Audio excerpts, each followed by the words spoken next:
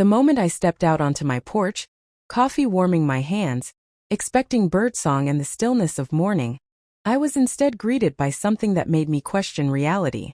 There at the edge of my yard stood a woman in a loud zebra print robe, gesturing wildly at my fence.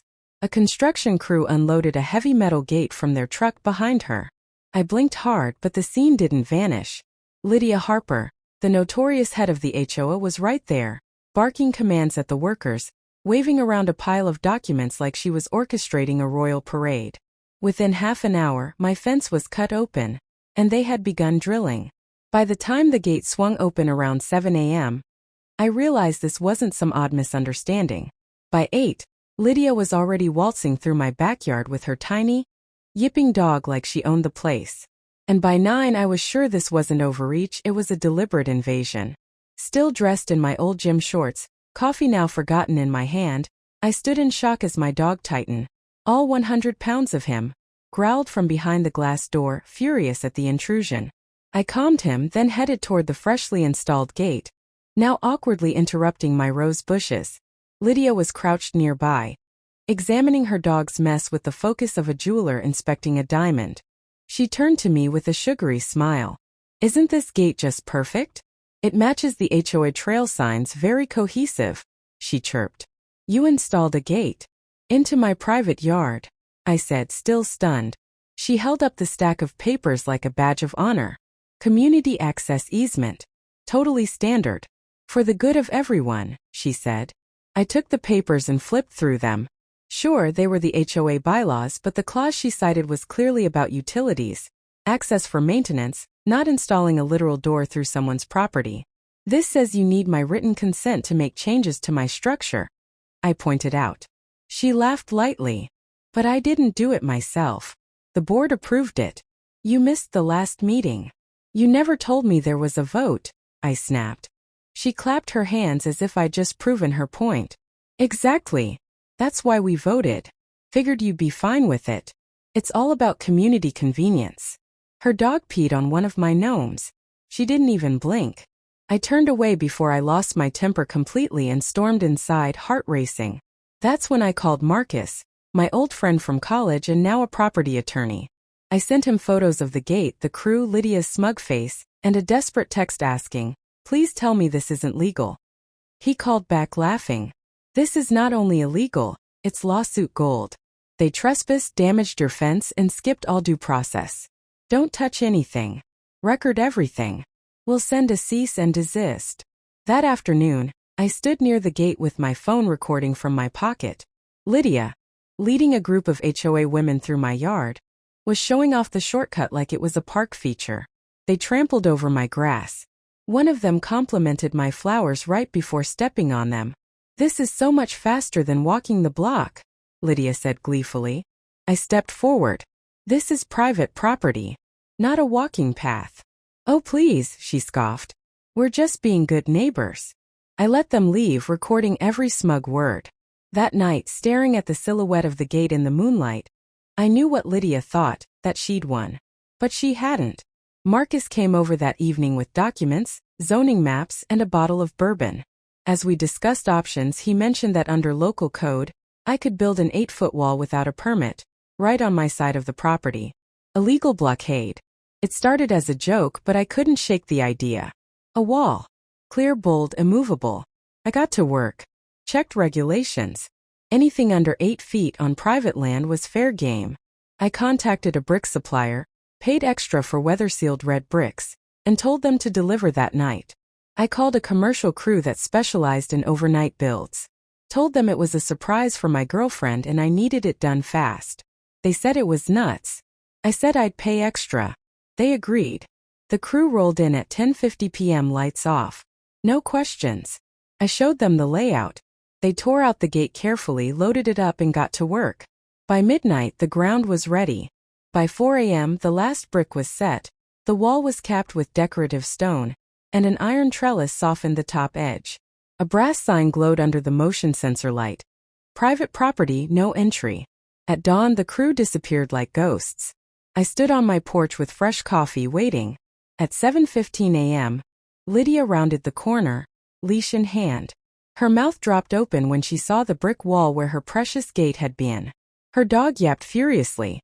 She stood still, processing the fact that the shortcut was gone.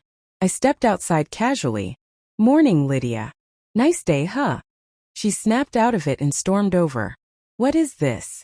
"A wall," I replied calmly. "You installed a gate without consent. This is my land." "This is outrageous," she hissed. "The HOA will take action." I smiled. "So will my lawyer." When I pointed to the laminated property map on my wall, I kept my voice calm. "Actually, it's legal." Marcus had double-checked all the paperwork. The gate, set precisely 8 feet inside my property line, complied with every local code. She stood there, stunned, before yanking her dog's leash and storming off without another word. Titan wagged his tail like he understood. His kingdom was safe again. By noon, I got an email from the HOA marked urgent, calling for a meeting over recent unapproved alterations. Marcus advised me to ignore it unless it arrived by certified mail. I did. Neighbors began drifting by out of curiosity. One of them, an older man named Paul, gave me a thumbs up. "Been hoping someone would finally shut down her shortcuts. You're a legend." That's when it really hit me. Lydia's bullying didn't stop at fences and gates. She'd been ruling over the entire block unchecked for years. That evening I grilled steaks in a yard that finally felt like mine. The peace didn't last. The next morning I found 3 HOA violation notices tucked into my mailbox. Excessive vegetation, unauthorized structure, and my personal favorite, inappropriate seasonal decor, because of a Christmas elf statue still sitting on the lawn. I laughed.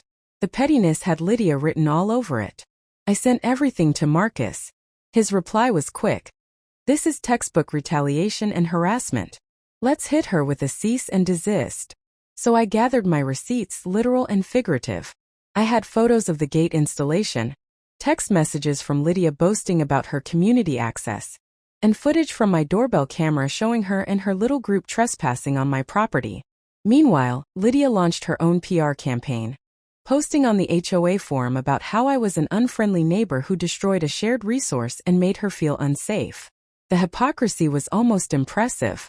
She had drilled into my fence and still played the victim. That's when I shifted gears. I invited a few of the neighbors I'd seen huddled with Lydia before, for coffee. I showed them my side, the cease and desist, the texts. Stories started spilling. One had been fined over their mailbox color. Another threatened for using a different porch light bulb. A kid's basketball hoop had sparked a full citation. Paul shook his head. "She made me cut my flagpole down to size." I realized something. I wasn't the first, just the one who could end it. At the next HOA meeting, Lydia walked in like she owned the place, clipboard in hand, flanked by board members who looked less like allies and more like hostages. She launched into a dramatic speech about neighborhood compliance and unauthorized structures. I waited. Then I stood. Binder in hand, I laid out everything. The gate, the trespassing, the lack of notice, the abuse of HOA funds, and the retaliatory citations. I showed the photos, the receipts, the doorbell footage where she said, "He's never home. He won't care." The room froze. Marcus followed with the legal violations: harassment, property damage, trespassing. He placed the cease and desist on the table like it was a royal decree. Lydia stumbled through a defense, calling it all a misunderstanding and claiming she only acted for the good of the community. But the tide had turned. Neighbors started speaking up. Wind chimes that got someone fined. Bikes illegally parked in driveways. Lydia's list of petty complaints spanned years. The board suspended her from meetings, froze her access to HOA funds, and agreed to formally investigate her conduct. But Lydia didn't let go easily. Days later at 6 a.m. there was a knock at my door. She stood there in sunglasses and a trench coat like a dime store spy. "I need to inspect your yard for HOA documentation." I laughed and told her to come back with a court order. Hours later, animal control showed up responding to a report of aggressive animals and illegal livestock. I showed them Titan, who rolled over for belly rubs, and my only livestock, 2 decorative stone rabbit statues. The officer laughed. "Someone's wasting our time."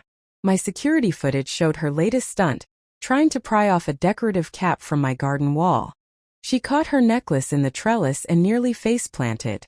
I posted the footage anonymously on Reddit with the title, "HOA Tyrant Tries to Destroy My Wall, Caught on Camera." It went viral. Thousands of views. Comments dubbed her the fence felon and brick bandit. A local reporter even contacted me. The story aired under the headline "When Neighbors Go Too Far," and included that glorious clip of Lydia stumbling off my property. At the following meeting, Lydia fumed, accusing me of defamation and threatening legal action. I calmly filed a vandalism complaint instead, complete with the video and Marcus's breakdown of every offense. The board voted unanimously. She was banned from HOA meetings for 2 months, stripped of authority, and officially under review. Text messages poured in from grateful neighbors. Someone even left a thank you note on the infamous wall. Weeks later, a for sale sign appeared in Lydia's yard. When I saw her leading a realtor around, she looked smaller, like the wind had gone out of her entirely. She left a short goodbye note, wishing me luck and saying she was moving on. We threw a barbecue to celebrate. I put together a little slideshow, pictures of the wall, the soaked gate Lydia caught mid-pry.